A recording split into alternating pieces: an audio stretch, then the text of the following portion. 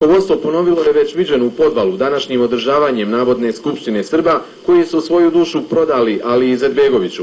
Nova skupštinska lakrdija uklapa se u dugo pripreman scenario muslimana da na svetsku političku pozornicu na mala vrata pokušaju uvući šačicu Srba okupljenih oko takozvanog Srpskog građanskog veća i uključiti ih kao legitimne predstavnike srpskog naroda u dalje pregovore o miru.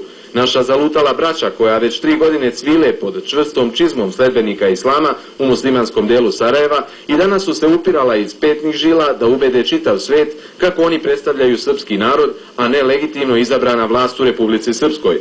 Ali i ni privatni Srbi ponovo su se saginjali do patosa i ljubili nanule onome koji im je dao legitimitet za izdaju sopstvenog naroda. Za ovakvo ponašanje stigla je adekvatna čestitka. Čestitam vam na hrabrosti da dođete u Sarajevo i govorite istinu.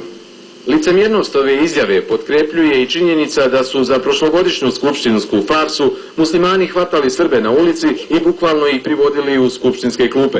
Samo podsjećanje na slučaj Srbina koji je silom odveden na prošlo zasedanje takozvane skupštine građana srpske nacionalnosti baca pod noge Izetbegovićeve hvalospjeve o hrabrosti i istini.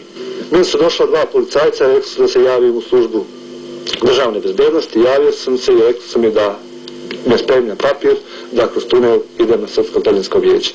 Regrutovanje navodnih poslanika, kao ostalom i sve u Alijinoj Fildžan državi, obavijeno je plaštom obmane. Na silu se od preostalih pripadnika srpskog etničkog korpusa, koji su nesretno ostali na teritorijama pod muslimanskom kontrolom, kamče usvajanja kojekakvih deklaracija koje se svetu poturaju kao legalne. Te odluke u praksi nemaju nikakvu pravosnažnost, jer je navodno Srpsko građansko veće nelegitimno telo i to ono koje u svojoj veleizdaji ide do kraja.